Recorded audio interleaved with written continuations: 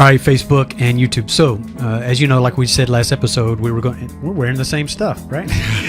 as we said the last episode, this week's show, we don't have any video because it was before we did video. It was audio. Right. It's a replay from our old show, Exposing Real Estate, Debt, and Anything Else, with a guest. It was recorded back May 2016 with Mike Elley. Phenomenal guest. We kind of tipped the card and kind of foreshadowed in the last show, the show that dropped January 2nd. Today's January 2nd, but the show we're dropping is, what is next Tuesday? The 10th, I'm thinking. So January 10th. Sounds January good 10th. To me. So anyway, you'll have to follow, if you want to hear it, you'll have to follow the show over to iTunes, Google Play, anywhere you can find podcasts. You can actually go to our website too. There's a web player on there. If you go to tworationalbastards.com, right. That's the number 2, you know how it's spelled here, tworationalbastards.com. There's a video player on the site. It's just a plain generic That's how I used to listen to it. Yeah, it's a plain generic blog page, but it's a great way to listen to the show because it's not clunky with a bunch of other things running in the background. So if you don't do the podcast thing, which most people have, you either have iTunes on your phone, or if you go into Google Play, Play Music, there's a selection for podcasts there. You can find the show there too. Two Rational Bastards, the same way. I have the links to iTunes, Two Rational Bastards, and Google Play. Those are the 3 that I will drop. Again, you can find it on Stitcher, all those other ones. To be in the show notes of this show. But hope you guys enjoy it. I hope you listen to it. Sorry, I know you guys have gotten spoiled and really liked the video. We enjoy doing it because we enjoy it. I love it. Yeah, because we get your feedback and interaction. We love doing it. But I actually go back if I'm going to listen and watch it and watch that. Yeah. I do the podcast, if I'm driving or something. Right. But typically I go back and watch those. Me too. Funny. And what I like about it is you get the pre and post kind of stuff that we kind of do. It's just kind of fun. And sometimes, especially when we have guests, that's always fun because you'll get some late last second comments that are on the podcast. Yeah, version. and you get to see the guests sitting there. Like if you're on the podcast, we don't intro them in until after the banter, so you get to be like, what the hell's going on here? Who is that? And why ain't they talking? And why is he still sitting there? What's going on here? Exactly. So anyway, we're actually recording this after our January 2nd show for an introduction to the show. It's dropping January 10th. I hope I have that date right. And again, it's because I'm out of town. And the following week we'll have a guest live in studio again. Elijah Perkins or Eli Perkins. So anyway, we hope you guys enjoy it. Man, I cry. So if that helps you to get over there and look, it's like, what's he crying about? Again, no video, but you can hear them. You can. This is a good episode. We like it. Very popular. Anyway, love you guys. Thanks so much. Enjoy. Drop some comments and stuff. Tell us what you think, and then maybe we'll share some of the old episodes when we're out again. We're gonna be sharing those episodes when we're out. Yeah, cool. Love you guys. Thank you. Peace.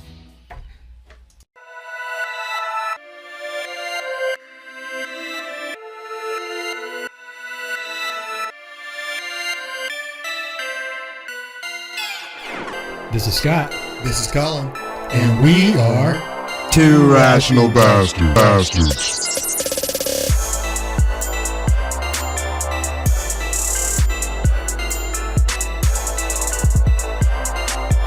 Welcome to another episode of Two Rational Bastards, broadcasting live from Rose Garden Studios just north of Nashville, Tennessee. Broadcasting every week live on Facebook. That video then is uploaded to YouTube, and podcast drops the same day. I'm your host, Scott. It's Colin. Actually, Colin, that's actually a lie because this episode is not live. Yeah, it is. It's live right now as we speak on January 2nd, 2018. But what we're going to share with you guys this week, because I'm out of town this week. We're going to share a pre-recorded show that we did on our old show, Exposing Real Estate, Debt, and Anything Else. Very popular show. Very phenomenal, extraordinary guest that we had on, Mike Elley. That was recorded May 2016. Runs about an hour and a half. So what we wanted to say is you're going to hear that old show's theme music after our theme music for Two Rational Bastards. It's going to be confusing, but we wanted you to make you aware, like, what the hell's going on. Right. It's from our old show. Exactly. Popular show. We've got a lot of content there that we're actually going to share here whenever we have gaps in live performances, I guess you could say. So anyway, that's what you'll hear. You'll hear the episode. You'll hear the outro music on the old show. Then on the back end of that, you hear the outro music to the new show. So anyway, Colin, you want to say anything about the Mike Elley episode before we let them listen to it? Yeah. I cry in this one. You do cry. You may cry, baby. So without so next week will be live again. But without further ado, enjoy this flashback episode. Peace. Yeah. Peace. And here we go. Welcome to the Exposing Real Estate Podcast, where an ex-cop turned real estate maverick is turning the real estate world upside down and discussing damn near any other topic he decides to talk about. And now, your host, Scott Mosley.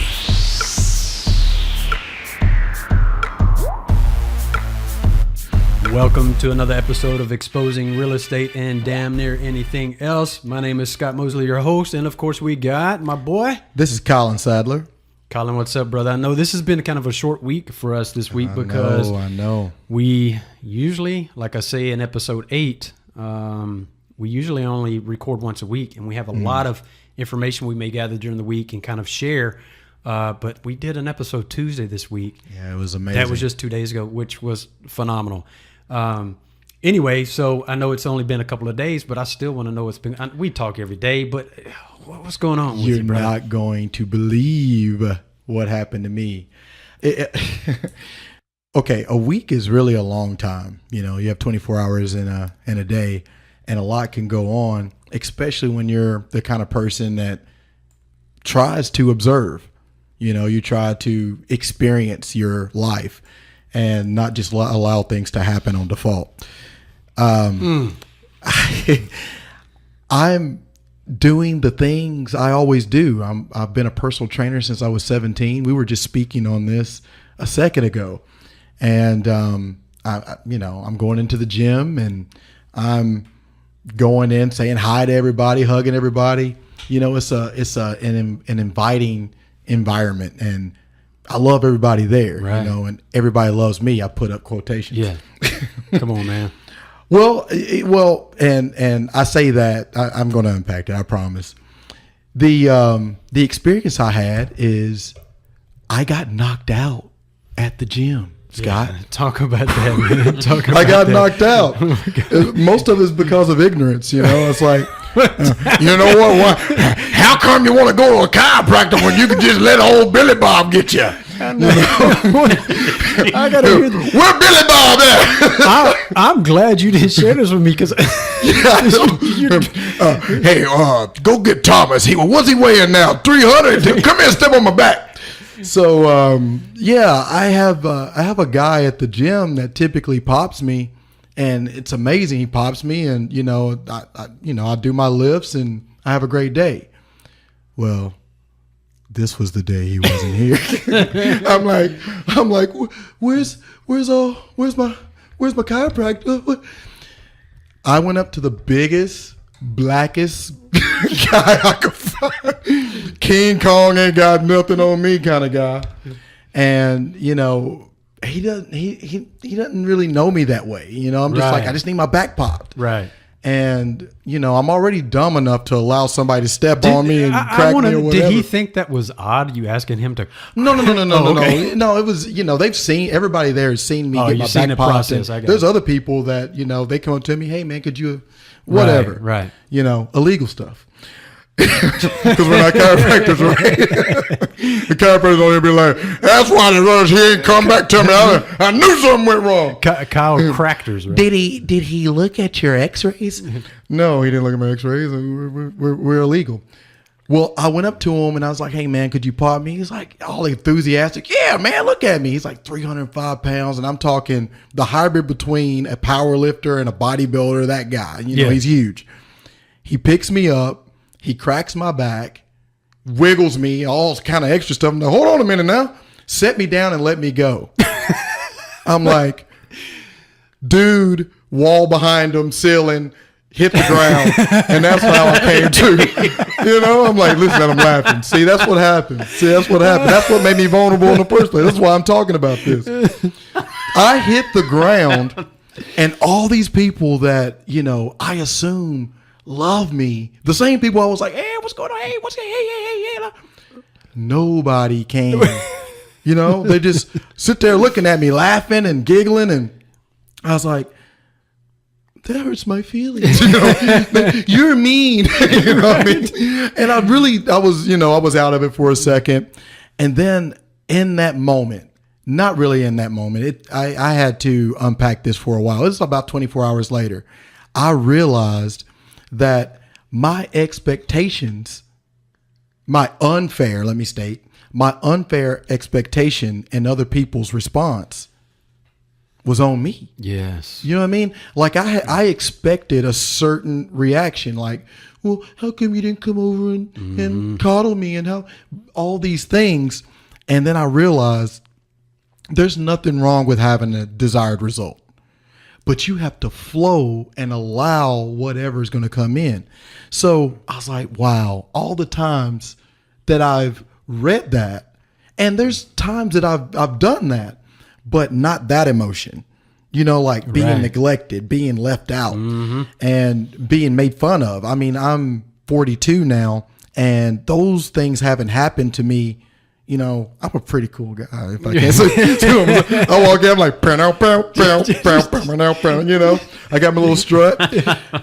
Well, you know, like, so I haven't experienced that in a long time. So to experience that from my peers today as a 42-year-old, and then that same thing, I never addressed it. I would have never discovered and known that that was a problem for me. And there was some music there for a second there, little buddy. Man, sorry. Would you leave that the hell alone? I was trying to turn He's something always off. trying to play something or turn something on. I was trying to turn some off. He's like, hey, Colin, man, I got an idea. Let's do some sound effects. Sorry. I was trying to turn some off. It's all good. But what I wanted to say is this, man. It was worth it for me to get knocked out, for me to discover that I have that issue. Like I would have never known that. Yeah. Like years ago, I observed myself overreacting to people pulling out in front of me in a car. So now somebody pulls out in front of me in a car, I'm like, wow, look at that. You could feel it, but you don't react to it. It doesn't have an impact. But I would have never discovered that. So now I'm like, what else is going to unfold in my evolution because of that moment of being knocked out and embarrassed in the gym? That's an attachment to your ego that you didn't know was there. Right? Exactly. It exposed that. But I want to expose those things. Right. You always say challenge yourself and do those things. That moment is what I needed more than anything else. So all the meditation and all that stuff paid off. But just think, if I didn't meditate and I didn't put myself on equilibrium, that would have broken me. It would have. I think I would have maybe left that gym and gone somewhere else. Yeah. I would have ran from that thing that I needed to expose and transcend. But isn't that part of the transformation that you're going through as far as meditating and the spiritual journey that you're on Oh, now? that's the point. And we're meditating, right, and asking for these examples to come into our life so that we can identify those attachments to our ego that we know that we shouldn't have, and then also to make us better. So you're preparing yourself with the meditation that then once it's identified, you can process it better. So it's good that it happened, Absolutely. right? It happened when it was supposed to happen. Dude, I don't give a damn if I'm punched 1,000 times during a sparring match if I'm learning the technique. That's right. And I can apply that technique to my life now. Like, I didn't know that was there. I mean, like, and I'm not saying I'm Gandhi. I don't want to be Gandhi. I don't want to walk around like a Buddhist monk.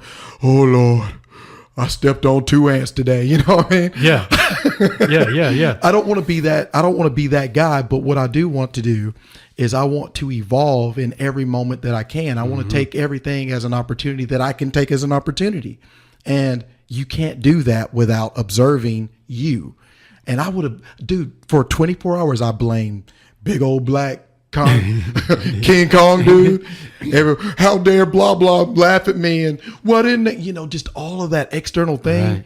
It took me 24 hours to go in. Think about it. Had it not been for all the meditation, it might have taken me 24 more years and I might have taken it to the grave. Yeah, at the very least, it would have taken you several days. Right. I mean, but it only took a day. And we had something similar this week where we had to kind of unpack some thoughts and emotion that had we not been on this plane of meditation and being in the awareness cycle. Yes. We would have been devastated for a week, 2 weeks. We'd have been talking about it for days and days and days and days, right? And what I love about this moment is that I shared that with someone that's in the room with us that I respect more than anyone that I've met in a long, long time. Right. He's emotionally available. Yeah. We're very happy to have this man in the house. I threatened him beforehand, and I'm going to go ahead and get it out of the way. We're very... I love you. Yeah. I love you, too. Yeah, you better say you love me, too. I ain't going to take this shit. I do. Colin was over in the corner. So on today's show, we've got a very spiritually... just a wonderful, beautiful soul. Man. The minute you meet this guy, you immediately attach yourself to his spirit because he makes himself emotionally available. He does. We talked about that before we came on. Why do I keep trying to cry? I don't know. But we had a moment before we came on where like some tears were trying to work up, right? The stories this man and we could have recorded that. If we would have recorded that'd have been 2 or 3 or 4 more podcasts. Exactly. So his name's Michael Elley. I'm going to just kind of give you his bio, just so you kind of know what he is, and then he's going to get into some storytelling. He's amazing. He's an amazing man. So, President, CEO of Nashville International Studios. He's a musician, singer, songwriter, actor, playwright, and producer. Film, TV, stage, nightclubs, TV commercials, soundtracks, composing, script writing. He's recorded for Warner Brothers, among many others. He's appeared in numerous national and international network TV shows. He's a member of the Screen Actors Guild. He's been in movies alongside Elvis Presley, Brian Keith, Charlton Heston. He's been in commercials for Lowe's, Dodge, Ford, Kool-Aid, McDonald's. He's been a feature performer. Oh, yeah. Right? He was actually the Kool-Aid guy that busted through the wall. I'm going to break this wall down. He's been a feature performer at Disneyland, Universal Studios, Magic Mountain, and Knott's Berry Farm. Michael, I would say that you're a bit of an underachiever. What do you say about that? That's it, yes. I don't know what possessed me. I've got to tell you guys, you're going to appreciate this because I thought about it this morning. My mother, when I was doing all of this performing, it was the music that put me through school. Yeah. Okay. We'd moved to California when I graduated from high school, and I got immediately involved in the folk music time frame and got picked up by the Yachtsman Quartet at Disneyland. Mm-hmm. So I started with them on New Year's Day, 1963, and I was with the Yachtsman for 2.5 years. And Disney then brought me back to host the Hootenannies, and I wrote the openings and closings of the show, and then we'd all do our own thing. But at the same time, I had been hired to sing at Universal Studios for the tours. I was the second group ever hired. And that was a moment. I got to tell you this. You're going to love this story. I get a phone call from a man that I had known from Disneyland who had been a ride operator for the monorail. And we'd been friends for a long time. Well, he ends up at Universal Studios as the second in command of the tours. And he calls me one Saturday morning. And he says, Mickey, that was my stage name at the time. He said, Mickey, can you put together a trio for the tours out here? And I said, sure. When do you want it? This afternoon. Sure, I guess. Give me a moment. Okay. Yeah, I can do that. So I called a friend of mine who played guitar and sang, and my sister, and we put together a handful of songs, and we went out and auditioned. And they said, that was terrific. Now, can you do this, and this? And I said, give me 5 minutes. Literally, we went around the corner, worked them out, came back, sang the songs, and they said, you're hired. And I said, okay, thank you very much. So I was singing at Universal Studios during the day and Disneyland at night and just having a ball. Sure. And I had been doing soundtrack work, film work for Disney, played... ultimately, after all of this, I played Elvis Presley's sidekick in Easy Come, Easy Go for Paramount. But it was the music that put me through school. And coming back to the story that I was going to say, we're talking about experiences. I'm doing all of this. I'm having a ball. I'm doing what I absolutely love to do. Mm-hmm. And my mother turns to me and says, when are you going to get a real job? Oh, wow. So I'm thinking, what's wrong with this picture? Right. Yeah. So anyway, long and short, the music has opened virtually every door that I've ever gone through. Obviously, your credentials. Yeah, so are incredible. it's obviously a lifelong love affair. It has been. Right. And when did you identify? When was it in your childhood? Where was it that you really realized you said, "This is the love of my life"? Really, right? 3 years old. Really. What was it? What was I the started experience? singing and dancing when I was 3. My mom taught tap dance, taught voice, taught drama, taught school, and taught me. So you were around Wow. it, Yeah. to kind of Oh yeah, pull it out of your butt. not 3 years pull it old. out of my butt. But did he really say that? He did, didn't he? He did. I think you puzzled. I heard him say this. You puzzled it together perfectly. That was perfect. No, Decode. It's a wrap. Yeah. Well, no, she taught me how to sing and taught me how to tap dance. And then when I was 6 and my sister was 3, she taught my sister how to sing and tap dance and taught me how to sing harmony. So we were a song and dance team all the time growing up. Wow. But I think that what it really came about, and, experiences open the doors for you. But my dad was a principal and superintendent of high schools all the time I was growing up.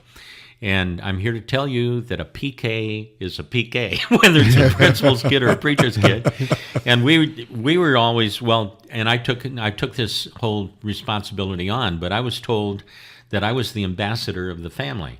And as people saw me, they saw the family. Wow. So that put me in a position to do what it was that I did because I loved doing it. Mm-hmm. But I could do things that I knew other people didn't do. Right. But my mom, she had such a wonderful philosophy in this regard. She says there will always be people that do what you do better, and there will always be people that do what you do not as well. Awesome. Okay. So from the standpoint of what I did, I loved doing it because it was me. It was through me, as me, and that was me. Did that statement take that pressure off of you? I mean, that was Yeah, profound. I was going to say, Yeah. because at what age Yeah. was that you were kind of the front for Ambassador. the ambassador of the family? What age was that? Probably at that time, I was probably around 7. God, 7 or 8 see, years old. So was that pressure? Yeah, it had to have been. Well, but I didn't take it as that.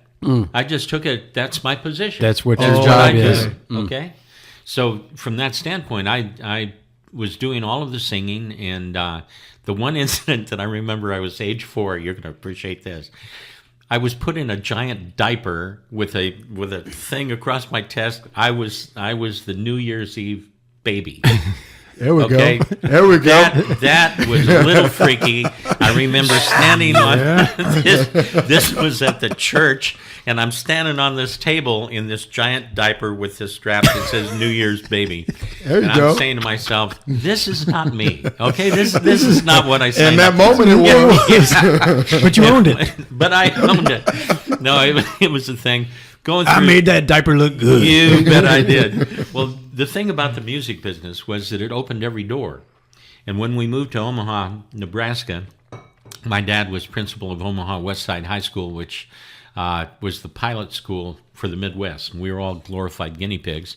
And it was a situation that we had probably the very first accelerated program in schools. As in 8th grade, you took 9th grade classes with 9th graders. And the lady that set up the language lab program for the United States, she taught us conversational Spanish in 7th grade. That was Conversational, that's 57. nice. So Okay. what year? Hold on, say that again. What year was that? 1957. So think about that for a moment. The mainstream of teaching Spanish in schools didn't come around to. I mean, we were in high school when they started doing that, right? Right. It was not even thought of. So that's amazing. You were in a program that was kind of a pilot thing. It was. That's It was. amazing. Yeah. So it was just, I did my music. I won what was called the Omaha Show Wagon, which was for kid entertainers, and was at all of the parks around Omaha, and was sponsored by the Omaha World Herald newspaper. Well, I won my division, and because of that, I was asked to become a member of the Stars of Tomorrow. Anyway, What does that mean? well, this was all kid entertainers, but we'd sing for every the Kiwanis clubs, the Lions club, Yeah. so on and so forth. But you'd make $5 or $10 a show. Well, as a kid, $5 or $10, that's big cigars and motor cars. I figured that this is a pretty good gig. Well, anyway, then into high school and doing leads in all the musicals and so on and so forth. But that music was my love, and it opened up the doors. And fast forward, coming before I moved to Nashville, I got invited to be a Citizen-Diplomat Entertainer in the Soviet Union 4 times. I was going to hit that. I'm glad you're here. 86 to 89, right? Talk about that. 89. I wanted you to hit on that. This is interesting. That was a remarkable situation. I'd met an attorney in L.A. by the name of Alan Rosenthal, and I had been in charge of the music for a Politico that was running for office. And I'd met Alan, and then Alan started inviting me to all of these parties in Beverly Hills because he loved to play the plectrum banjo behind my guitar and me singing. Awesome. So I started being introduced to all these people. Well, following that political campaign, he calls me one day and he says, there's a citizen diplomacy group going to Russia, and I want you to go. And there's going to be about 82 people, and it's everything from business people, clergy, students, medical professionals. And I said, I'd love to go. I said, you take your banjo, I take my guitar, we'll do my music, but I can't afford it. And he says, I'll pay your way. And I said, I can afford it. So we end up going to Russia, and then we became the gift that was being given at all of these meetings. Because of the music. Once again, oh my God, I can't even begin to tell you. Universal language of music. Man, you said exactly what I was going to say. Music is the universal language. And I wrote that song. Really? I did. I wrote a song called Music is the Universal Language. Anyway, I did not know that. Yeah, I didn't know. We did not know that. That's in awesome. Tune. We are. Okay. We are. Well, what transpired, and one of the things that I learned, we'd been told all of this garbage. You want to talk about propaganda? Nobody has propaganda like the United States has propaganda. Okay, and keep in mind, this was 1986. This was January 1986. We were told all of the stuff that we were going to encounter going behind the Iron Curtain, right? Right. Okay. Well, we get there, and if the people didn't open their mouth, you didn't know if they were American or Russian because they looked like us, they dressed like us, they thought like us, the whole 9 yards, right? Sure. So in the middle of night, this was about 4 o'clock in the morning, one of these evenings, we woke up and we started laughing hysterically about all of the garbage that we'd been told of what we were going to encounter, right? Oh, well, we were meeting with all of these groups that were all involved with the peace movement. Oh, okay. This is 1986. Add to the fact that in 1986, January, there were major billboards for world peace in downtown Moscow. Did we know this? No, we didn't know this, right? I sang in the largest Baptist congregation in downtown Moscow, 5,000 members. Did you even know there was a Baptist church? No, they're all communists. They all, right? Yeah, right. Well, that's another one of those stories. What I found out, about 5% maybe were communists. Oh, okay. Okay, and the reason they pause really think about that for a minute. That even our generation growing up, we think of Russia and the Soviet Union as being the big evil. That they're all communists. 5%. I mean, 5%. Wow. Now I'm going to add one for you, and you're going to love this. If they took the whole concept of separation of church and state, and they took it from us. Okay, listen to this one. If you were going to be in charge of large groups of people, you were going to be an avowed atheist because the devil was not going to do nothing. You with me? All right. So the point being is they weren't going to have church override how you were treated in the populace, right? That's how it was. So if you were going to be a communist, and which you really had to work for, you were going to be an avowed atheist because no devil was going to make you do nothing. All right. All right. So so they made it. See, again, that's the misperception that we were told here in the United States is that they're communists. That's the way it is. There's no other way. When in fact, what you're saying is it was very difficult to be a communist. It was easier to be the other way around. That's unreal. Well, and I'll tell you another thing, and you guys are very definitely going to appreciate this. Being in Russia, was probably the most spiritual country that I'd ever been in. Really? Now, he's traveled all over the world. Germany, Russia, I mean, everywhere. Central and South America. And here's the thing about it. They internalized God. It was not something you wore on your sleeve. You get my drift? Okay? This was internal inside these people. Okay. And the fact is that what you realize, and this is another thing that I think... That's where it should be. It's where it should be. I went 4 times into Russia, and 2 weeks each time, okay? And doing concerts in Moscow, Leningrad, East Berlin, Dresden, East Germany. But coming back to the moment that we woke up, and this was on the first trip, we started laughing at all the stuff that we'd been told, and we realized it was totally bogus. I mean, totally bogus. So I wrote this song called Zamir, which means to peace, because we were being toasted every place we went was to peace and friendship. Zamiri Druzhbu. So I wrote this song from the standpoint they thought that we were different, but we found you just the same. The cold was just like winter, and the rain felt just like rain. Wow. We're not that different. We're not different. Not right? different at all. And that was the thing further. We got a chance to really meet the people. And we got a chance to be in the school systems, and I was singing everywhere that I went. But got a chance to talk with teachers, and what they told was the exact same thing that I'd been raised with all of my life, because my dad was principal and a superintendent. My mom taught biz ed and English. My sister taught art and art history, right? Well, the experiences that they were having in the school, and this is something else, they taught their kids that the United States saved their bacon in World War II. Okay. That was being taught in the school systems. Did we know it? Of course not. All right? So you realize... When you actually get a chance to interface and to be involved, and I don't care whether it was Russia or Mexico or Middle East or wherever, when you realize that people are people, they want the same things. They want to, one, be respected for who they are. They want to have an occupation that they feel that they're giving something back to that environment. Contribution, absolutely. And I'll tell you, we'll take that word.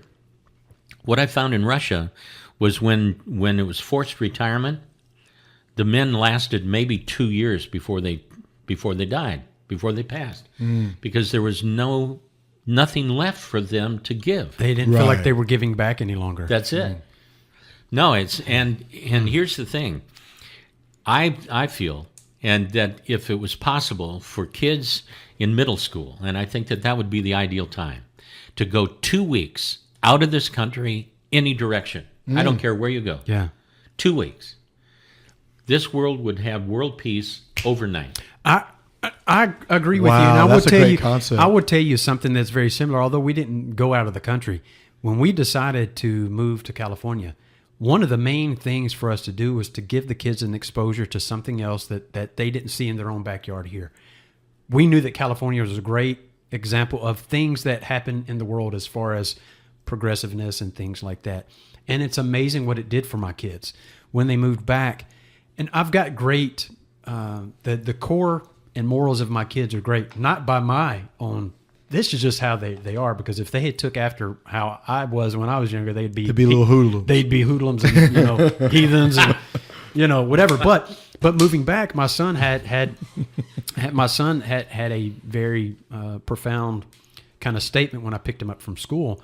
This was maybe the second day or so because we moved back. They were still in a school year here. They only had a few weeks left, and he came and said, "Dad," he said, all the kids are really nice here.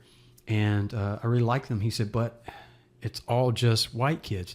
Well, that statement to him was much more deeper than just that surface conversation. What he was meaning is there's so much more diversity and freedom of thought and spirit where I came from, and I miss that. Right. So him using the term white was just a bland statement of like being plain, like, yes, the color of the skin, but also everybody's plain, Dad. There's none of this cultural difference because everybody's in this particular box here. Yep. There's so much free thought and spirit. So I think California, my wife's originally from Toronto, is a melting pot of people from all over the world, right? Yeah, absolutely. And you get to see that. So although we didn't go out of the country, they got to experience almost like going out of the country with a bunch of different cultures in one particular area. Our street we lived on, had every nationality you can imagine, and everybody got along. Everybody got along. Absolutely. So, speaking exactly to what you're talking about, going out, if you could take your kids and let them live somewhere else for a week to 2 weeks, the experience they would get from that and their perspective when they come back would be so much different, because you're not looking at it through a microscope. You're going out into space and saying, oh my God, look how large this is. Absolutely. What they would learn is exactly what happened to me when I got knocked out. It'd be their knockout blow. Yeah. You learn how to eliminate the law of tolerance and quit tolerating people for not being like you need them to be. Exactly. And stop getting rid of all the judgment of a circumstance not being what you need to be. And you will practice the law of allowance, just allowing that flow to happen. And Amen. it might not be exactly what you expected, but flow with it, and you're going to get something out of that. You're going to get something about you that's going to help you be the better you. And then if everybody does that and everybody learns how to do that, the 2 weeks or getting knocked out at the gym, you're going to create an organization of people that give the example of world peace. Well, didn't we talk about that this week? Wednesday, probably. We talked about the different pathways you can take to love and happiness. And many people, unfortunately, if you're not going down their path, well, it's not right. Well, if we are arriving at the same place, possibly at the same time, why do you care which direction I came to get there? As long as if you really believe that it's about love and happiness, why do you care how I got there? Right. And it's just like I gave you the example. Colin, meet me in Los Angeles 5 days from now. I don't need to know your route, just as long as you're there in 5 days. Exactly. It's how you got there. However you chose to get there is fine with me. Absolutely. You arrived at the same damn destination. So, anyway. Well, let's talk on that one too. Excuse me. Your past experiences are what led you to be here today, sitting at this table, talking on these microphones. That's right.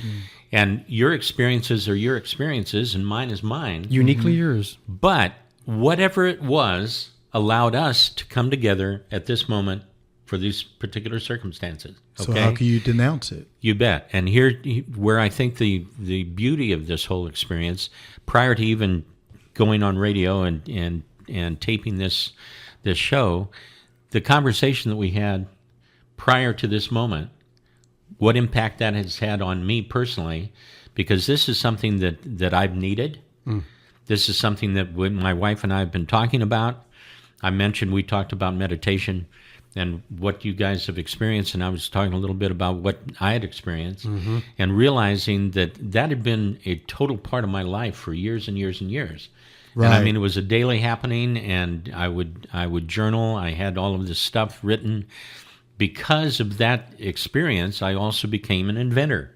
Yeah. Okay. Right. And from that standpoint, bringing to me allowing, and this comes back, Colin, what you stated about allowance. It's an allowing factor, because I think everybody has the opportunity to do a whole lot of stuff that they don't do, specifically because of the fact that they don't allow it to happen. That's right. And I'll take you another step. I think what it comes to is that so many people assume that they're not worthy of the experience. Right. We spoke on that as well. Willingly allow that process to happen, right? And then accepting it for what it is. It's just like we talk about meditation many times. Say before the show starts, we're meditating and somebody comes by with a lawnmower. Well, many times people fight that. And Colin and I had a profound kind of thought process one day and said, you know what? The universe is giving me that. Yeah, the universe is giving me that for a reason. So either I need to tap into that or listen beyond that so I'm not distracted by it. But maybe it's presenting that to me for a reason, so it taps some other energy source within me right there. So allowing it to occur, not fighting it. It's there for a reason. The universe has placed it in your path for a reason. It's placed you at our table, at our show today at this particular time, 11:43 on Thursday, the 28th of April, for a reason. Right. Absolutely. Right? And we allowed that process to occur. You were supposed to start recording at 10 o'clock, right? Right. It's 11:45. Right. He's like, man, I got to get to work. But the process that occurred beforehand needed to happen. It needed to happen. Yeah, it did. You know? No doubt. So anyway, speak more on some more of your world travels and some of the things that you've experienced that people like us, have not been able to see, and how it's impacted you and made you. You don't know what I've experienced. But I haven't left the country ever. Well, in other words, what your motivating factor as a child, teenager, and adult to do what you do. What is that? well, it's a situation that I've been fortunate to live many, many lives in this one. Awesome. And it's a factor, I think, that it's come to I do what I do when I do it, and I can be focused in this area for this period of time, and then I'm focused in this area for this period of time, and I'm able, fortunately, to weave some of that. Wow. And I think it also comes back to what you guys were talking about earlier. I think that when people do meditation and they allow themselves the freedom of utilizing everything that they have to work with as opposed to just bits and pieces, I look at this. We talk about conscious mind, subconscious mind, but then there's superconscious mind. And I think where the drug culture came in, they wanted to touch into the superconscious mind, okay? But they weren't able to stay there. Right. You might get there with a drug, but then you fall out of that, and you have no control of it, and it's like walking into a library and having all of the books dump on you. Yeah. Okay? Wow. Instead of what meditation allows is to walk into that library and select the exact book that you want and what is going to be important for you at that point. And that, when we're talking about the experience that I had in Anchorage, Alaska, in teaching an anti-drug program, that was what I was able to show these kids, that virtually all of them at one time or another, and principally at that time, were on drugs. And I'll come back to this. Anchorage, I was there because of the Army. I was stationed in the Army, and I was in Anchorage for a year and a half. Anchorage was the number one touchdown from Vietnam. Okay, this was during Vietnam. And they were bringing drugs in from Vietnam. I mean, hard stuff, guys. And it was permeating all the way from the college age clear down into the grades. And the stuff that was on the street was unbelievable. Well, because I was entertaining, once again, I was singing at all the clubs. And even though I was in the Army, and my job basically was to produce shows and to host the various traveling troops into the various parts of the areas of what headquarters companies covered. When I was not that much older than the people that I was talking to. Now I was in my what would I have been? 23, 24? It's just a couple of years ago, right? Yeah, just a few. Thank you. I've always liked it. Always had.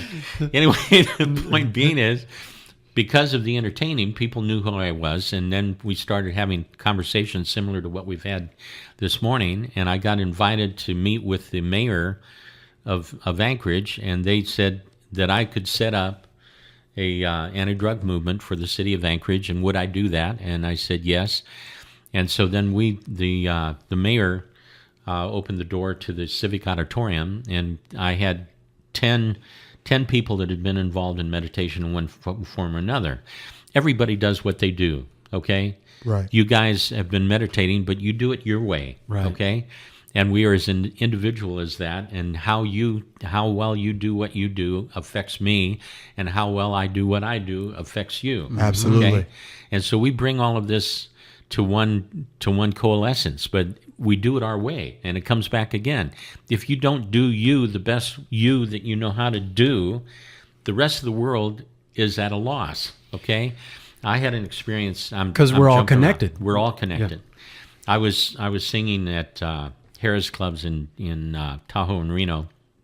I had a group called Mickey Elley and the Aristocracy, and then at that time I'd become a vegetarian, and I was meditating an hour a day, and I was really, really open, and nobody had told me how to protect myself, right?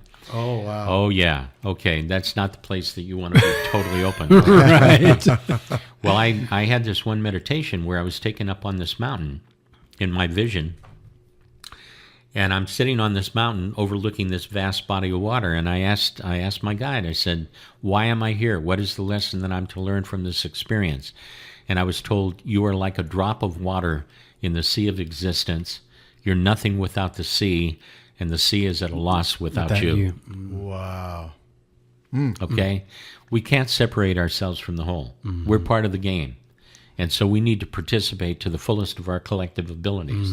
Absolutely. And that impact is not only going from this table and that microphone, but to the rest of the world, because the rest of the world needs to hear what you guys have been talking about. And I got to tell you, this has been a huge blessing for me. You're the blessing.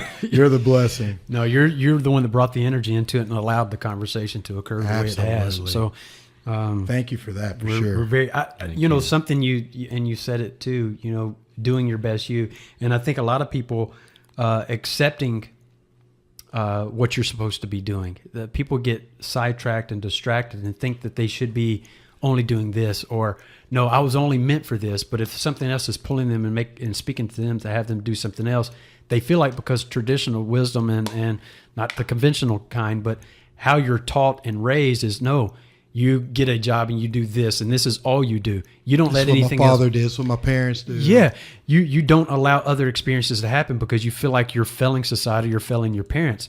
Well, you're not. You're being the very best you, and if being your best you allows you to tap into 15 different things, and that's what you have to do. Absolutely. I think everybody has that ability.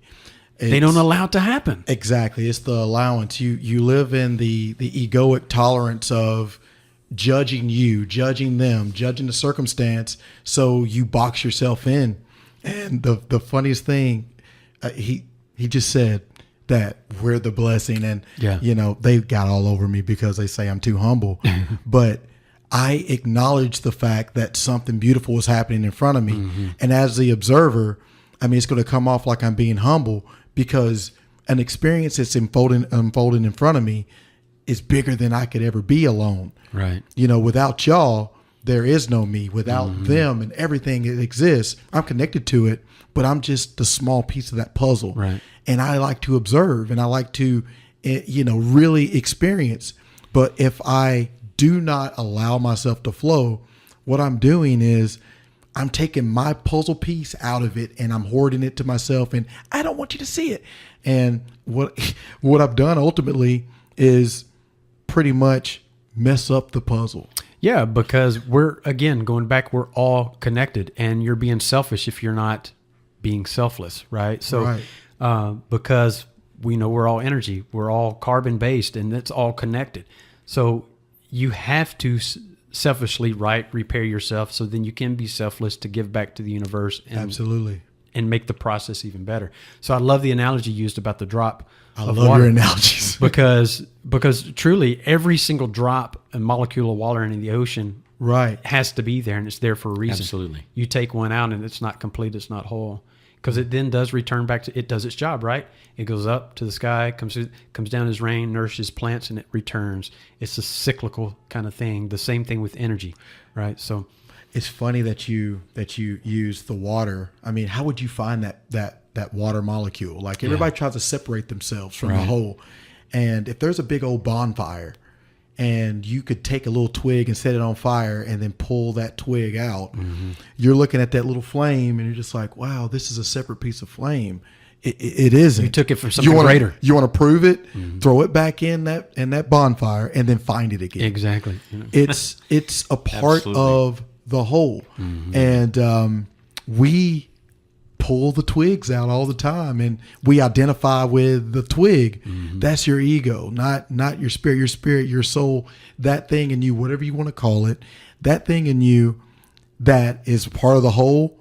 If you can stay whole with that, and when I mean, you throw a grenade at something and you can puzzle it all back together, it's whole again.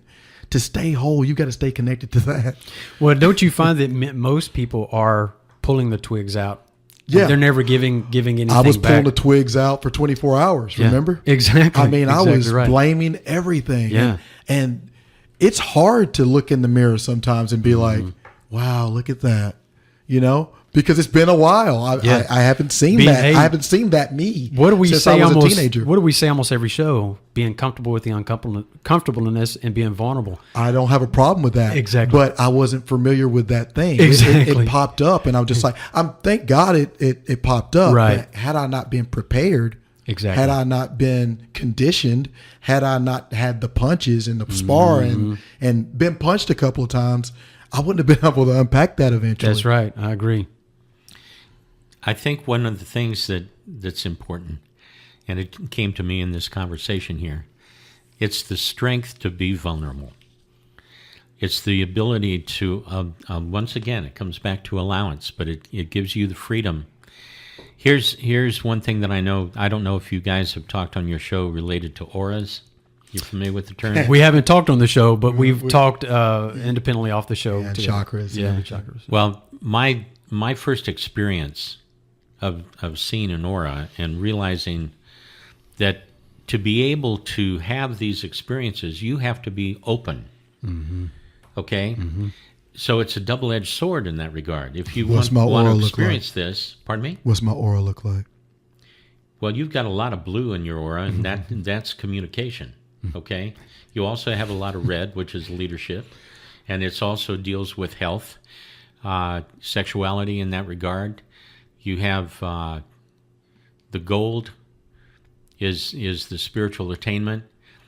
You mentioned earlier about the sun. Your sun is up, son, and what that tells me is that you're highly spiritually evolved. There's a lot of people where the sun hasn't come over the horizon, if you get my drift. Yeah. All right? So yours has. And I think that also in certain instances, you're dynamically insecure.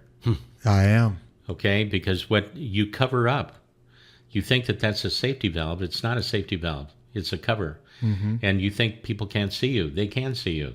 And when you hear the term, talking about somebody behind their back, because we generally only see from peripheral vision around the front, we don't take care of what's behind us.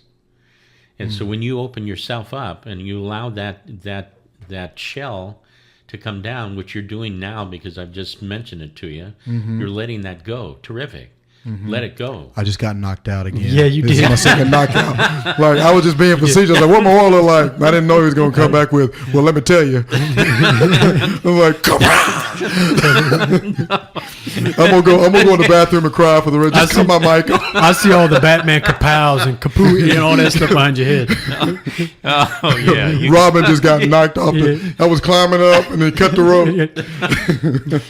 Oh, I'm loving this, guys. You have no idea. I love it. I love it. Thank you for that. You're welcome. Wow.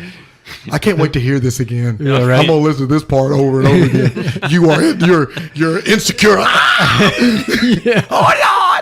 No, but see, the thing is that we attempt to protect ourselves Of course. because we think we have to, and you don't have to.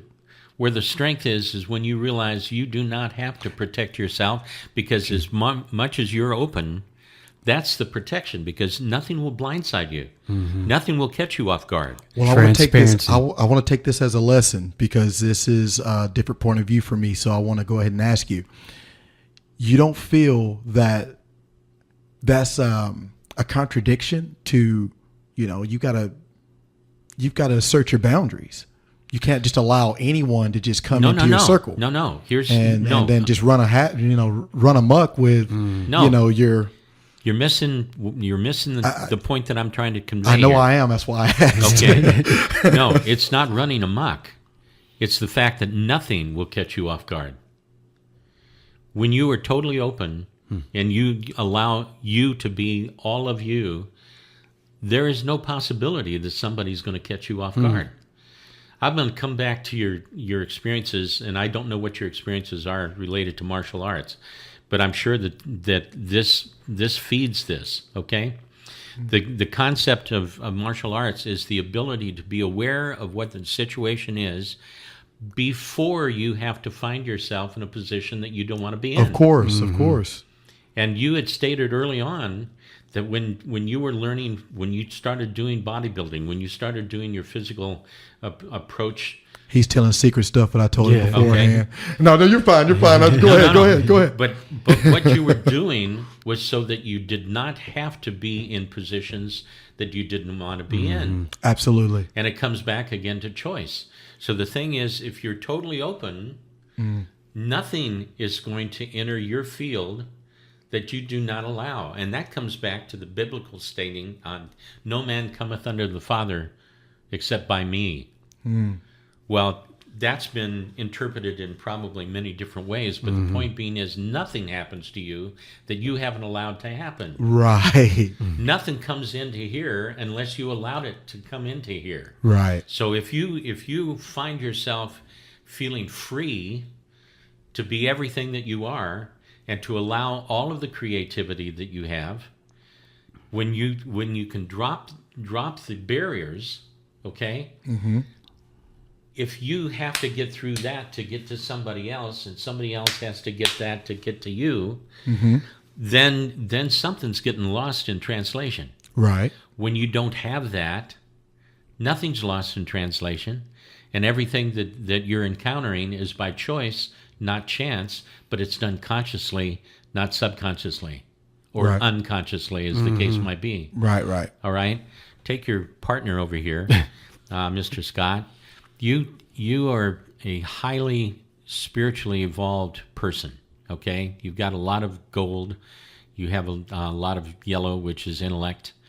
Now he's breaking me. I'm gonna start crying now. See what? I what's know. he doing I'm here? I'm about to go over here. Okay, and lay on the Oprah. carpet. Okay, Oprah. Now, where you put brakes on is your pride of intelligence. You stop that. That's an orange color, okay? What do you mean by that? You never allow yourself to fall off the edge of the branch. Okay? You may walk up to a certain area, but you're really about a foot back from the end. So in allowing your intellect and allowing that which you are to go forward, pride of intelligence is something that we need, okay? That's who we are also. You guys have interpreted that, or I'm interpreting what you're saying to me. Why does my related to head ego. keep tingling real hard? Yeah, right I got here. tingles Right all here, over my yeah. head. Okay. The crown. Well, it's a factor that pride of intelligence is what we need to have. You don't have to walk off the cliff. You don't have to saw the limb off behind you. Right. And there are those folks that tend to do that often. And you've experienced this, okay? You've seen people that will jump right off the cliff because of, and we'll call that the ego taking them farther than they wanted to go, okay? Right. I don't see either one of you guys doing that. You're not going to do that. That's not who you are. Part of that situation is because you've evolved to the point of being aware of what you want to convey and how you want to be seen and how you want people to perceive you, okay? In the process of all of that, in some instances, you put up blocks because you don't want to be everything that you're capable of being because somebody might interpret it as that's a big ego. Trust me, guys, that's not the way that it works, okay? Because you have the opportunity to expose a He's spanking lot us. of people to a whole lot of things that you're dealing with referencing this show, okay? You're bringing things to people's consciousness that they have not even ever considered, but it's time for them to consider.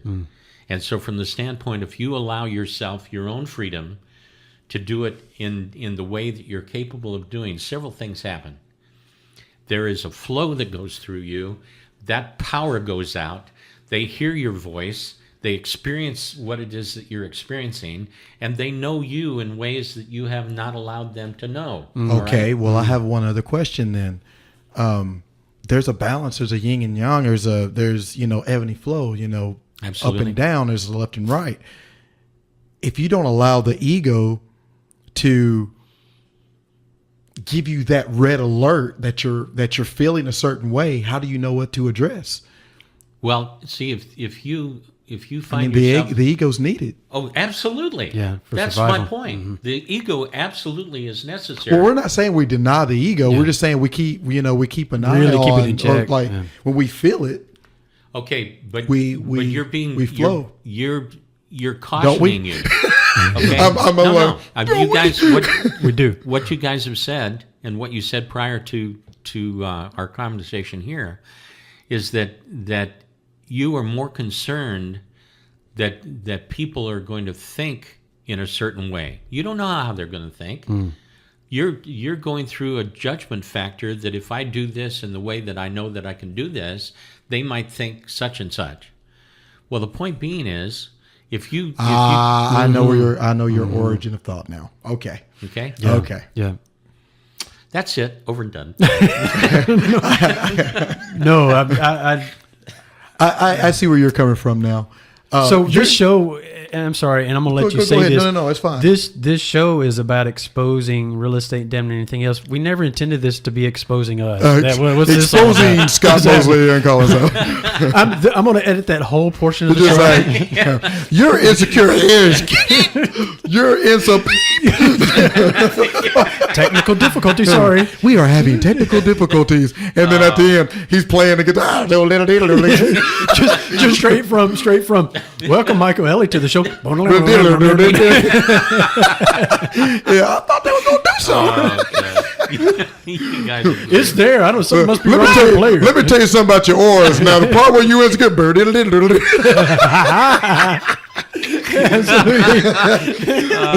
if heaven ain't allowed, Where did I go wrong? why did I come here? So speaking of Adele, Exactly. have you really? I mean, this. Have you noticed every song? It doesn't matter what she sings, makes you want to cry. She could record "Don't Worry, Be Happy" and you would cry. doing it? She's so depressing. Why I'm is she sorry. so depressing? She is depressing. She is. She's like, I broke up with my boyfriend. Oh, that's lyrics. Yeah, that's it. I saw you last night. I'm like, So, come on. Michael, I'm curious here. There's something that in the research, and of course, you and I have had conversation on this before. Talk a little bit about Nature Shield. Talk about that. Oh, We're okay. talking about energy and stuff. Listen to this, Colin. This is something you don't know. Okay. So let's be an audience to this. All right. Now, this came about because of meditation. And I had gone to work for a pest control company, and they had developed a particular product, and I was marketing. I was selling the product. Well, the day that it blew a 16 gauge steel faceplate off the unit at Parks and Recreation in Los Angeles, I figured there had to be a better way to make that mousetrap, right? Right. So we started doing meditation, and I was literally given the design for a rodent and insect control device. It looked like a baby flying saucer. It was about 21 inches in diameter, 7 inches thick, battery operated, 4 12-volt lantern batteries in parallel. Mm-hmm. So it was a 12-volt system. But that single unit covered 30 acres of ground, 3 stories above ground, 2 stories below ground, right on through ceilings, walls, and floors.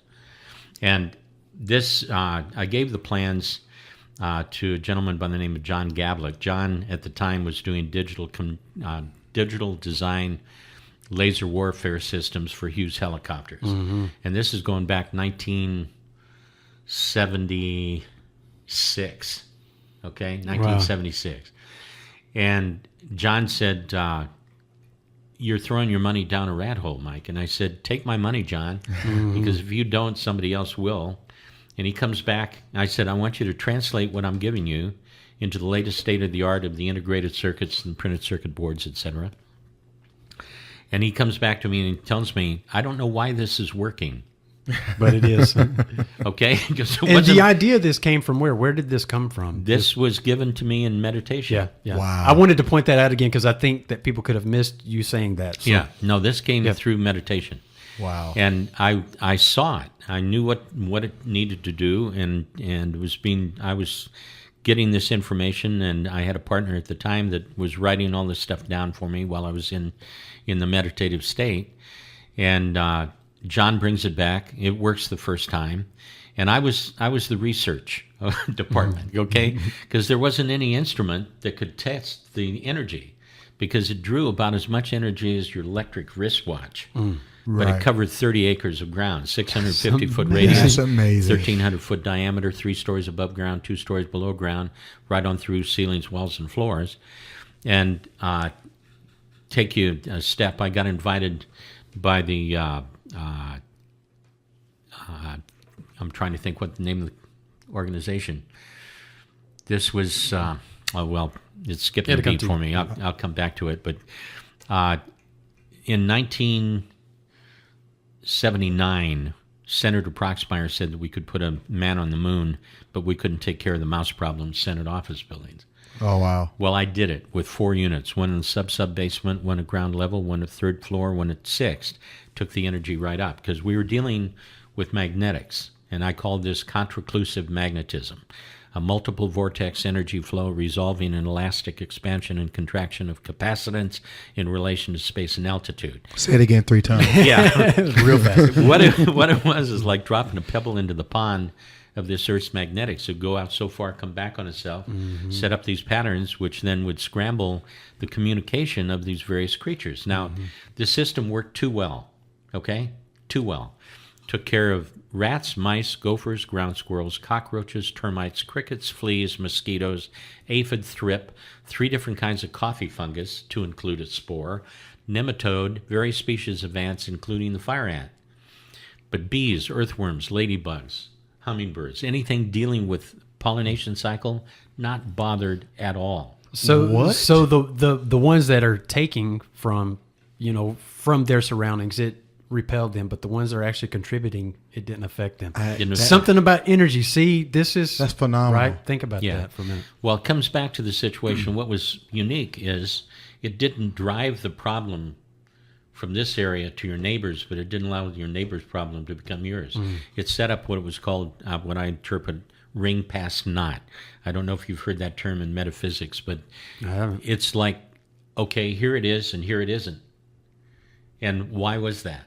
I have no idea. Okay, but Wow. unless one of these creatures was literally chased in or brought in, once they were in, they're there, and they'd stop eating, stop drinking, stop reproducing, literally mummify. They'd dry up. Their skin and bone, rat and mouse. After I'd taken care of the mouse problem, Senate office Are you building. fascinated, Scott? Yeah, I've heard this before, and it's like it's new again to me. It's amazing. Oh my God. Well, the thing about it was, this, I was sure, well, just take rats as an example, and most people don't give any consideration to it, but rats consume or pollute upwards of 50% of the world's food supply every single year. I have no idea. They are one of the major contributors to fires because they'll eat through the Wire. Wires. Okay, and if you only took care of rats, only in our area, because we create the problem. Yeah. We concentrate the food, we concentrate the water. Well, rats are not stupid. They're pests because that's how they survive. And if you put a rat in the cage and you reduce its motion, and you feed it and you give it water and you protect it, its adrenal system shuts down in less than 2 days. My device took 5 to 7 to control rats. It took 3 to 5 to control mice. Okay, and I was a guest of the Ministry of Agriculture in Nicaragua when they had the coffee fungus problem, and this in 1976. And So I was 4 at that time. How does that make you feel? yeah, old. Colin, you were 2, right? Yes, absolutely. No, I'm going to live. Look at. I'm going to live to be 120. Yeah. All right. Yeah, right. I'm going to live to be 120. We already talked about this. 150. Pardon me? 150. You're gonna live to be 150. We said Yeah. 150. Well, remember? and 150 is a good possibility. Absolutely. So I'm just in my prime. Well, anyway, long and short. Just starting to hit your stride. The runner's high is just now kicking in. No, so going to So Nicaragua. Yeah, Sorry, going to to jump track. Nicaragua. Yeah, We've done that a lot to you, haven't we? Yeah, we have. Yeah. I'm just so upset. Okay. Anyway, but I'll overcome it. No, what I found out, and this is something, this comes back to some of the other things that I've experienced, but going to Nicaragua, I found out that Nicaragua was actually owned by 5 families that were owned by the United States government. And I showed them, and I took two systems. We put this out on Friday afternoon, and they picked them up on Monday morning. They found that it took care of 3 different kinds of coffee fungus, to include a spore. Well, then, unbeknownst to me, the Minister of Agriculture took one of the units out to his rancho. They had a problem with Sampopo, which is a red-brown ant about 3/4 of an inch. It would go into the beehives, kill the bees, and then eat everything. And overnight, no more ants. God. Well, they did a documentary. But the bees survived, The right? bees were fine. Wow. Yeah. They did a documentary on the device saying it was the finest thing to enter their country since the wheel, and never bought a unit, not one. There was so much money being dumped into that country by all of the chemical companies. Oh, wow. Okay. I was hoping it wasn't going to be an ending like that. Yeah, well, it was. And not one unit was purchased. Okay? Can I have one? Yeah, well, we're doing redesign now. And because they no longer make the components that they used to make.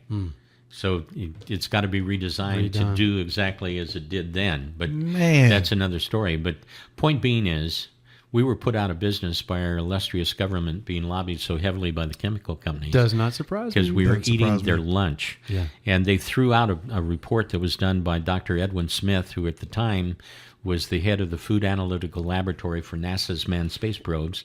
One of my reps out of Houston, Texas, had provided a unit to him. He did a comparison between, this was called the Nature Shield, comparing that with warfarin, which at the time was the number one rat poison, and at this time is the number one rat poison. And it's also now being used, of course, for people with heart problems. Yeah, heart problems, exactly. Wow. Exactly. That's where it originated, was as a rat poison because it's an anticoagulant. If the rat eats the poison, it hemorrhages and bleeds to death. If the cat or the dog eats the rat that ate the warfarin, they'll hemorrhage and bleed to death.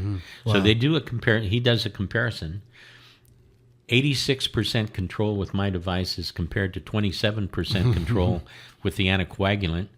Of course, with my device, no contaminant, no residue, no residual effect, and does not create another problem. There's no other effects, right? They threw that test out because it was, quote, a non-controlled study. See, don't you find, and I don't even want to go down this rabbit hole of the pharmaceutical industry, but and neither do I. It is the same thing. There is no benefit for the government or the insurance companies, anything to create something that's actually going to heal somebody. They want to keep you well enough, right? But also keep you sick enough so you keep buying the product. Exactly. There's been cures since polio, absolutely, but no organized cure since polio. Well, and what I want people to do, and I'm not going down this either, but the doctor, just research it. The doctor that helped Charlie Sheen with his current issue, read about him. Yeah. Read about his story and what he's done in other parts of the world that he's not allowed to do here in the United States, and how his papers were dismissed here as him being a quack and an idiot, but everywhere else, thousands and thousands of people being healed from his thoughts and ways that he practices medicine. Right. I've got one for you also. I got You're going to get us in trouble. We probably got. How far do you want to go on? You know, we got a gag order coming from the National Association of Realtors, probably anyway. So I mean, what's one more from the Medical Association? Give us another ding. I got one for you. About 4.5 years ago, I got introduced to a gentleman by the name of Dr. Fred Eichhorn, Eichhorn. He has the National Cancer Research Foundation in Long Island, New York. He happens to be a naturopath. At the time, prior to this, he was becoming a transplant surgeon. He was diagnosed with 4-stage pancreatic cancer, given 3 weeks to live. He starts reading his charts and realizing he's missing all of these minerals. Right. So he just starts taking mega doses of the finest natural minerals he can find, totally heals himself. Then he's becoming a transplant surgeon. He starts giving the minerals to his transplant patients, and they're not needing the transplants. Well, then the doctors come. Listen to this. Think about the hundreds of thousands of dollars that they make off of those transplants. Right? Hang on. The doctors come to him and said, dude, you cut this out, or we'll see that you lose your license the moment you get it. He said, goodbye, started the National Cancer Research Foundation. In the past umpteen years, he's treated with these minerals, people that have used them, 19,000 people with over 90% total remission rate. But listen to this. Cancer, diabetes, heart disease, renal failure, arthritis, reverses autism, reverses Alzheimer's, will break cocaine and heroin addiction in a week. In a week, okay? He went through all sorts of hell with the medical profession and the FDA, and finally the FDA finally stated, you're doing it right, and they backed away. The point being is, there are cures. Oh, wow, they backed off of him? They backed off of him. That's hard to believe. Does he still have his license? He's a naturopath, but here's the thing. He was issued his license as an MD, but nobody told him that he had it, and it fell right through the cracks. Okay, he didn't find that out until about a year That wasn't and a by half ago. accident. No, that wasn't by accident. That's awesome. So the thing about it is, there are those aspects out there, And when you realize what the chemical companies are doing, particularly with Monsanto. vaccines, oh dear God, you want to discuss that one? Oh my gosh. No, That's a whole no. nother episode. Okay. Yeah, Monsanto. Living in California, obviously, that's because a lot of the nation's food comes from California. Right. We would see all of those, people protesting and talking about it. And we got a lot of firsthand knowledge there that a lot of the rest of the country doesn't even see. So Right. Anyway, Michael, and I know we're going to shift gears here, but I want you to spend just a minute talking about light waves. Okay. Just briefly about that. And All then right. you have another exciting thing that I want to make sure you hit on is this international studio that you're working on. Okay, all right. Well, Light Waves, I wrote a musical on the life of Christ, and I did a ton of research into the missing years from 12 to 29. I came across things that most Christians have never even heard about. And the more I got into it, the more things came about. And this was, when you start focusing and you start walking down a path, my experience has been the world will show up to help. If you know where you're going, the people will show you how to get there. That's right. Okay? If you have a focus and you have a desire, and you may not have all of the ins and outs, people will show up in your path to assist you to the next step. Okay? As you guys have for me today. Thank you, Jesus. Okay. Here's the thing. I wrote the show.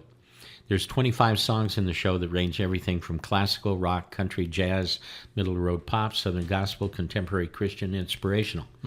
No rap. Okay, no. I'm sorry, Colin. All right, I'll put it in. Okay. Racism again. Now, you can dress him up, right? That's right. Yeah, that's what I thought. Okay, here's so. What brought me to Nashville, I came to promote that. I'd been coming back and forth to sing on the Grand Ole Gospel Time for the Grand Ole Opry, and that started about 1980, and I'd sort of make my annual pilgrimage. But then I came in 87 to promote the show, and met a gentleman who at the time was designing the sets for Hee Haw. And he fell in love with my show, wanted to actually build a theater to house the show because it's a very different passion play, okay? But I think that we're now in a time frame that it'll work because I think it was way ahead of its time because I had written into the script, I wrote it for Broadway, but I'd written into the script special effects that could not be done then, but can be done now. Ooh. Oh yeah. So that's that side of the story. And talk about the studio. What moved me to Nashville, and this was in '88, was to we were going to buy the B-1 bomber wing manufacturing plant, Avco Textron down on the river, which is now the bus depot for Metro. And we were going to convert that into a feature film studio because it was like a baby Paramount. The day that we were putting the down payment, another producer heard about it. They froze the price. It wasn't worth what they were asking, and the deal went south. But I've kept on keeping on, and that's been 28 years, okay? Wow. Well, we're just about ready. I mean, we're ready, and it looks very promising that the funding is actually going to come to pass, which is going to change the entire complexion of Nashville, Tennessee. Because what most people are not aware of, Nashville sits in the center of a hub of 650-mile radius of over 72% of the population of the entire United States. Did you know that? I did not know that. Nashville is the only city in the United States that has direct access via satellite to the satellites over Europe and the satellites over Asia without doing a ping pong. All of the cable for data and for cable TV and all of this crisscross Nashville. And then you got 3 major intersecting freeway systems. I mean, this is the center of communication, and you guys have found that yourself because that's what you're doing with your radio, okay? Well, what we don't have and have not had is a film studio complex. Yeah. So what this is going to be, it's called Nashville International Studios. We're looking at 5,000 acres. We're going to have film, television, recording, production complex, theme park, hotels, motels, restaurants, 2 championship golf courses, an equestrian center, 4 reenactment villages, and a 50-acre under-roof theme park called Ultimate Earth, which will be the world in microcosm. And if you want to film in France, you can film in France. You want to film in Germany, film in Germany.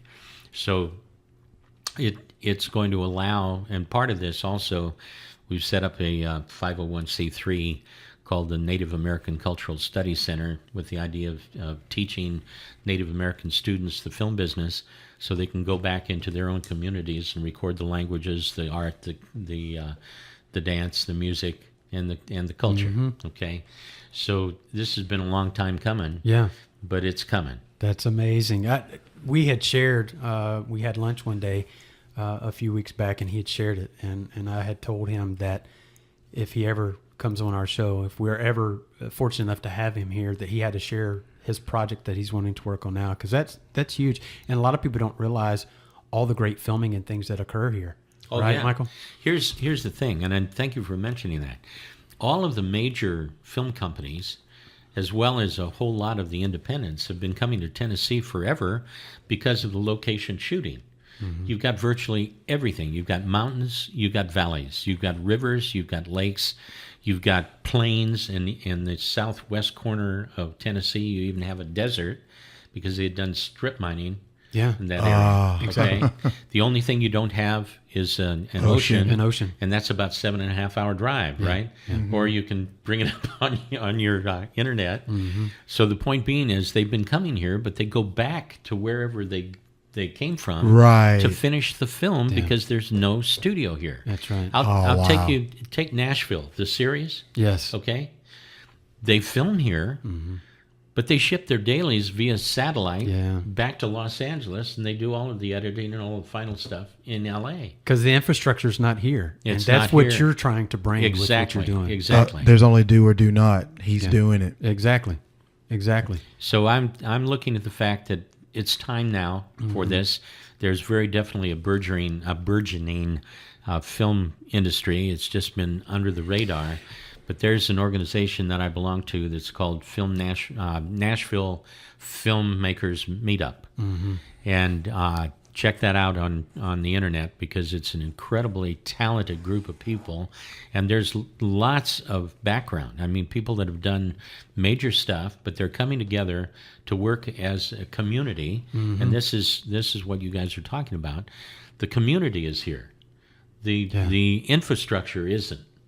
But it's coming. Yeah. Okay. It's able to be done now in ways that you couldn't make films. Well, and I think really you hit on. I think the show Nashville has really brought a lot of talent here, and then it's opened eyes to some producers, writers, whatever, that may not have really considered Nashville in the past to see. Wait a minute, this is a place to do this, right? Absolutely. And there a lot of those people live here now because of the show, and they find, God, I want to make something here, but there's not the studios, there's not the production crew.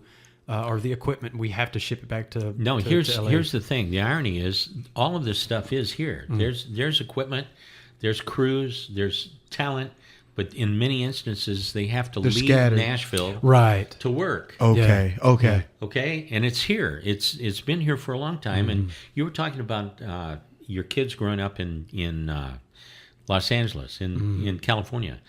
We now have, if my memory serves me correctly, it's over 150 nationalities that live in Nashville, Tennessee. Yeah. And when I moved here, there was 102, and that was 28 years ago. Okay? So it just keeps growing, and we need to be able to take advantage of the diversity that we do have. And I will mention this also, and I don't know if we had this conversation or not. People that come to this country need to learn our language, because if they don't, they place themselves in second-class citizenry. Yeah.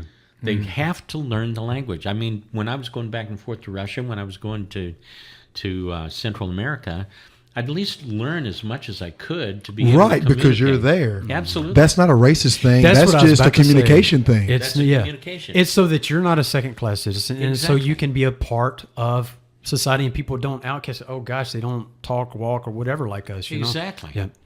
No, Gives them more of an advantage. They're not at a disadvantage. Absolutely. So, Absolutely. And I think that's coming. And I know that I've got a friend, she teaches Chinese as a second language in one of the private schools here.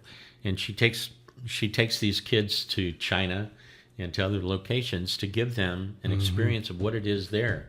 Right. And I mean, it's from the standpoint, if you get to know the people, Right. your attitudes automatically are going to change towards the people. Absolutely. Because you realize they're just people. And when they're just like you, they may have a couple of different thoughts or whatever. Absolutely. Tell me real quick, your ring. It's the size of a Super Bowl ring. What is the meaning of that ring? What is that? This is Black Hills Gold, and this was my dad's ring. And my parents were both from South Dakota, from the Black Hills. And these rings and this type of creation is only done in the Black Hills. It's patented. But the story behind this is these were grape leaves. Okay, the miner that discovered the first gold nugget that started the gold rush in No way. 1876. Okay, Did you know that, Scott? I had no idea. Why did you ask that? No, I didn't know. I don't know. Wow. well, here's the significance of this is that the day he was starving to death, but the day that he found the first gold nugget, he found grapes that saved his life. Wow. So that's what the design is all about, and it's only done in the Black Hills of South Dakota. We're going to put a picture of it up on Instagram for sure, guys. The universe asked that question through me. That's no doubt. That's incredible. No Thank you. He handed it to me. I feel like I'm gonna put it in my mouth. Yeah. Nothing weird.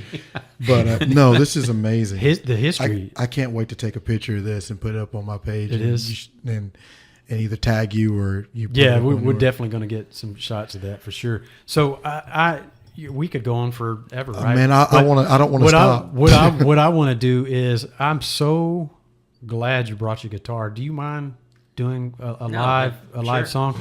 Be While fine. he's scooting, I'm going to get the sound kind of checked in. Colin, if you want to talk a little bit there. I don't know. I do. This episode for me has been a workshop.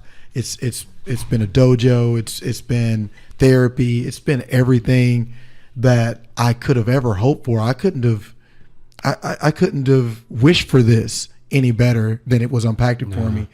But I want to say that the voice, I was in on a conversation around a campfire when the creators of The Voice was being created. Yeah. And they were just standing around. It's like, we kind of think it's going to be this way, but we want it to be where the chairs turn around. And I think it's going to be a great idea, and they were just sitting there just doing a jam session like you would if one person has a guitar and another person has bongos, another person sings, and another person, has spoons. And they were jam sessioning a idea. And a year later, The Voice came out. And that's one of the most popular shows that's ever came out of Nashville. That's amazing. And it was in a bonfire. This is the bonfire, but this time it's actually recorded and it's something that I'm a part of. This is the most beautiful moment I've been involved with in years. In a long time. Thank you so much. Oh my God. No doubt. Thank you so much. I knew when he was on his way, and when he walked in, we were sitting before we started recording. You guys saw it, and we talked about it, and we won't go into it, but I put my hands up wide because I had this amazing amount of energy and this force that kind of ran through me. I felt it differently, but not the same. But it hit you. It affected me. It affected me emotionally, where I almost started weeping, but out of a joyous type. But I know y'all see why. I mean, this guy's absolutely. incredible. I feel warm and fuzzy, and somehow like stupid. Yeah, right. This guy's so enlightened. He knows so much. I know. We're on this spiritual journey here, and how we're educating people. I feel so very humbled right now. Oh, I'm humbled. I needed to be. I'm glad I was. I know. So without further ado, Michael, I'm gonna. Can I beatbox? Can I beatbox during? Yeah. I'm just kidding. I'm just kidding. I'll give you one. This is impromptu. I'm gonna give you a 1, 2, 3 when I've got you mic'd in, ready. Okay. Go ahead and give me a. Beautiful. It's all yours, brother. Go ahead. Let me be the peace I want to feel in others. Let me be the light that shines upon my way. Let me be the hand of brotherhood and friendship. Let me be the truth in every word I say. Let me be the change that holds no man in bondage. Let me be the cause that joins humanity. Let me be the voice that speaks for truth and justice. Let me be the word that sets all people free. Let me be the mind that flies on wings of wisdom. Let me be the soul that knows eternity. Let me be the heart that loves without condition. Let me be all that I know that I can be. Let me be the eyes that focus on the future. Let me be the vision that I dare to dream. Let me be the mirror reflecting my perfection. Let me be the light I want the world to see. Let me be the mind that flies on wings of wisdom. Let me be the soul that knows eternity. Let me be the heart that loves without condition. Let me be all that I know that I can be. Let me be all that I know that I can be.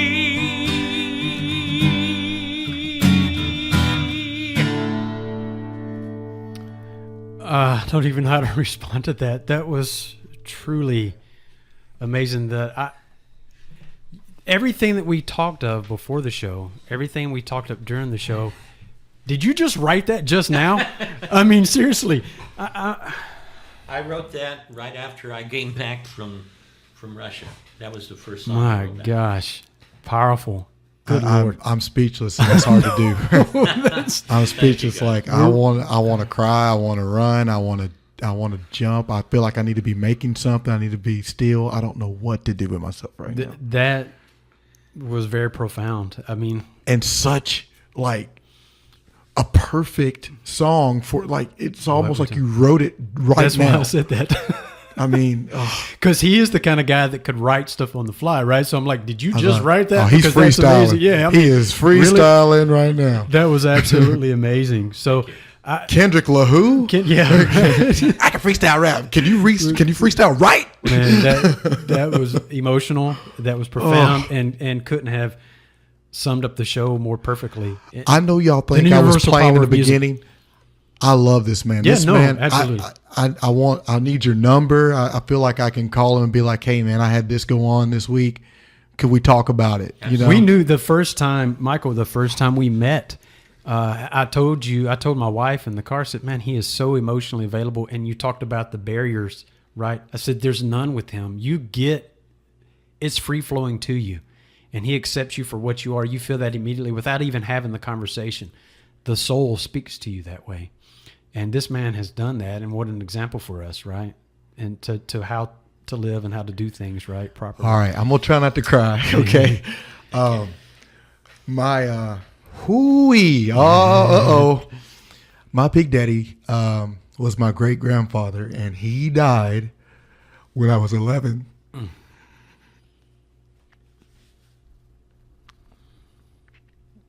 And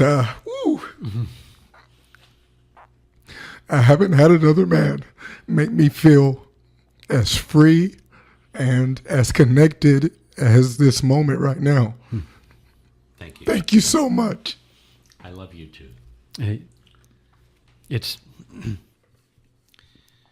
very true. I mean, Colin and I have a very similar background as far as the male influence in our life, and to have someone that has been able to tap that in just a recorded conversation, and it's truly remarkable.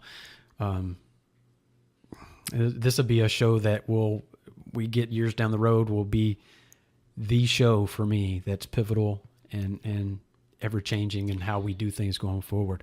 You guys have no idea what you've done for me today. You really don't. I mean, the timing of how all this happened, the fact of the communication that we've had prior to the show, what I've experienced during the show, I needed this more than you have any idea. And what this has done for me is set the stage for a new stage in my life. And to have the opportunity of sharing this with the two of you, you guys, you're doing some great work. You're doing some absolutely great work.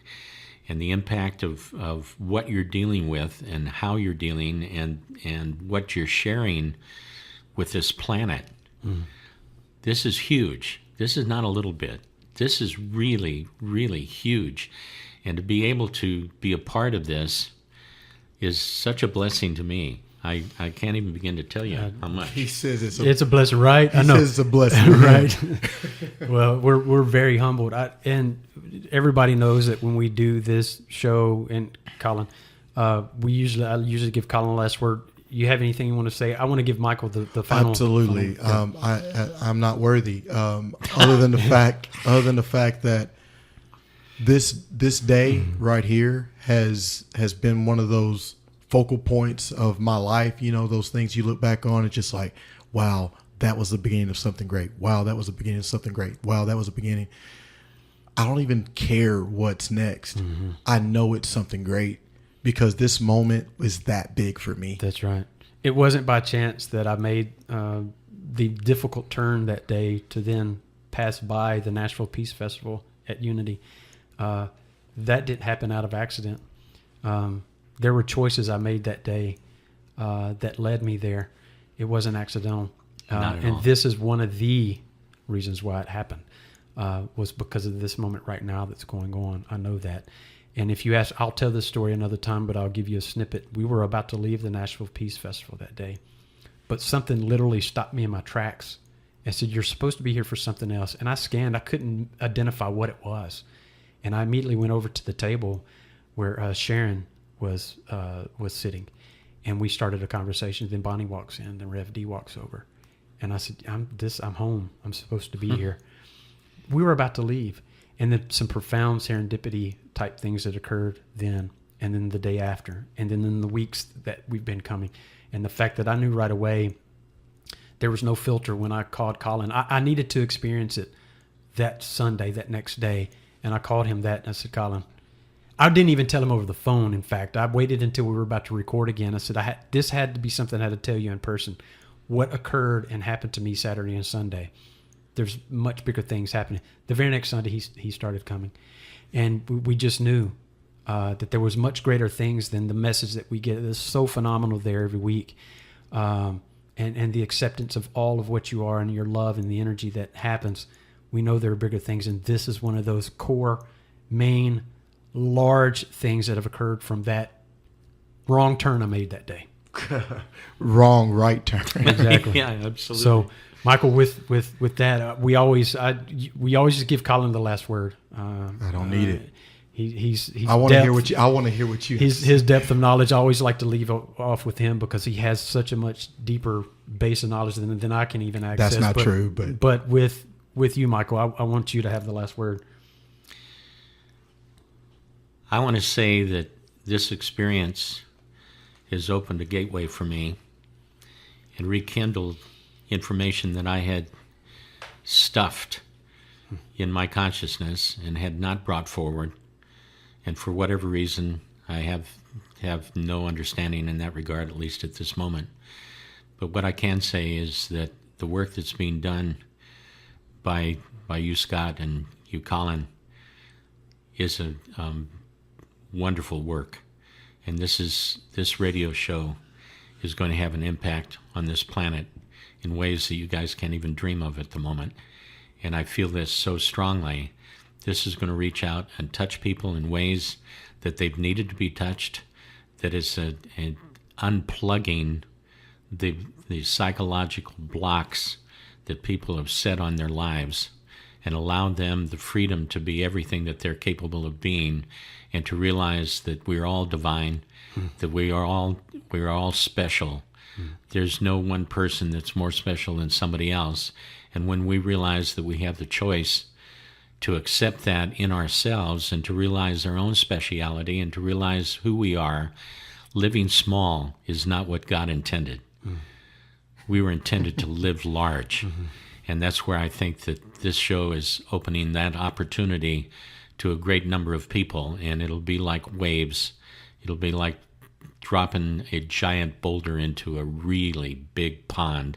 And the waves, the circles, that which will be touched is going to have an impact on this planet.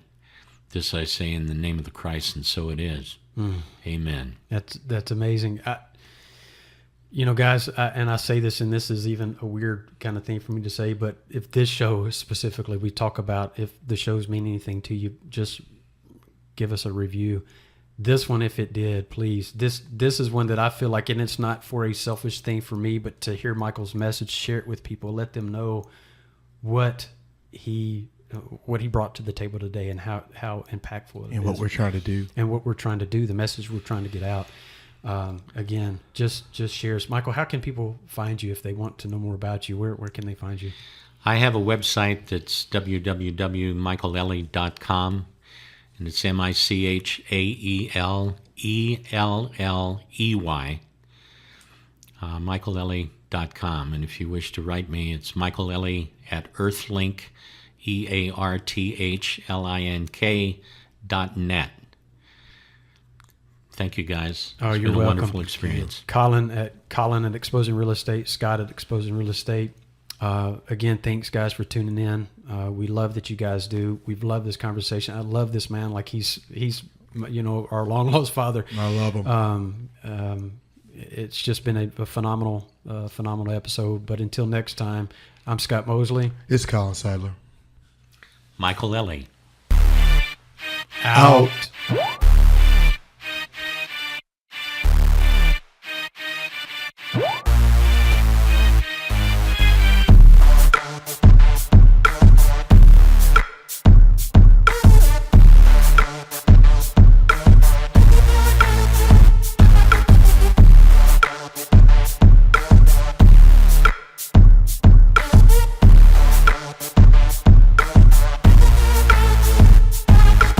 All right, guys, we really hope you enjoyed that flashback episode from Exposing Real Estate and Damn Near Anything Else with Mike Elley. Told you I cried. He cried. It was a good one, right? Shared a lot more things than what what the show title expresses. Phenomenal. I hope you guys enjoyed the song, too. That was acoustic. We had just an open mic. Asked him to bring his guitar. Hopefully he would do a song. The timeliness of that song. You remember that? Exactly. How timely the song was. It was like he wrote the song for that show, but it was a song he wrote years prior. ago. It was maybe perfect. 10 years. And that day, we probably talked about it on the episode, if I recall. That day, the energy in the room was some of the highest that I've ever felt with any of the shows we've done, as far as having guests. And we've had individual shows that have been that way, but as far as an actual guest being in, that saying you could cut it with a knife, it was so thick and heavy. Well, the weird part for me was that energy was really, really high like that, but the collaboration and the rapport, and we curse and he just look at us and laugh, and after a while he just, of course he didn't swear, but he just kind of just let it be what it was. He was flowing. It was awesome. You talk about allowance. Right? Yeah, he allowed. He was the definition of allowance. So hopefully you guys enjoyed that. Again, this next week we'll be live again, and again here you're going to hear the outro song to the Ode Show and then you're going to hear the outro song to Two Rational Bastards right after that. So it is what it is. And we'll have shows like this from time to time where we'll bring some archive from the old back over. So anyway, until next week, I'm Scott. It's Colin. Out.